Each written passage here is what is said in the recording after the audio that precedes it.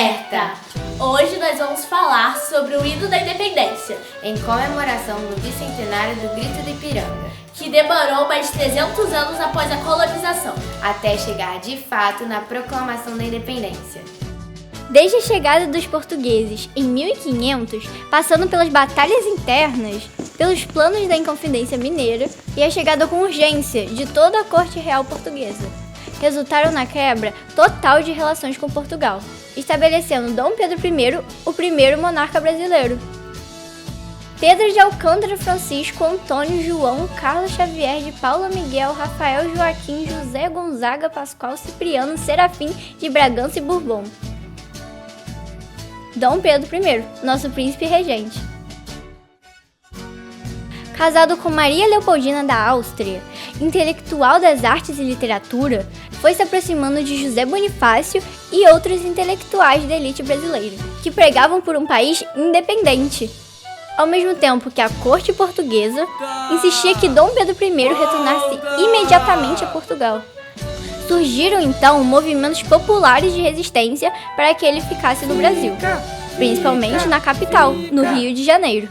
Dom Pedro I então declarou a famosa frase: "Se é para o bem de todos e felicidade geral da nação, estou pronto, diga ao povo que fico."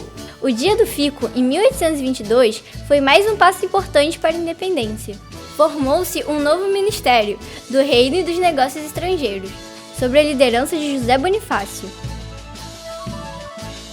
Para conseguir ainda mais forças, Dom Pedro foi para a província de São Paulo a fim de garantir o apoio dos líderes locais. E deixou sua esposa, a princesa Dona Leopoldina, como princesa regente durante sua ausência, concedendo a ela, temporariamente, todo o poder soberano da monarquia. E então, na manhã de 7 de setembro de 1822, nas margens do Rio Ipiranga, em São Paulo, Dom Pedro recebeu a carta de Dona Leopoldina com a notícia dos últimos decretos de Lisboa.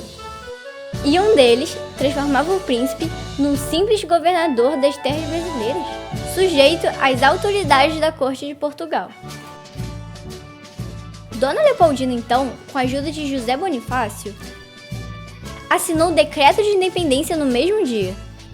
E no dia 7 de setembro de 1822, Dom Pedro parou na beira do rio do Ipiranga e, montado em seu cavalo, ergueu sua espada e disse: "Independência ou morte!" Todos ao seu redor estavam radiantes e muito felizes. Finalmente o Brasil era uma grande nação independente e Dom Pedro I, o primeiro imperador do Brasil.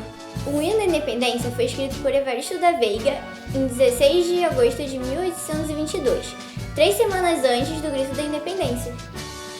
E foi musicado pela primeira vez pelo maestro lusitano Marcos Portugal. Contagiado na época pelas ideias de país independente, foi batizado pelo autor e jornalista Evaristo da Veiga como Hino Constitucional Brasiliense.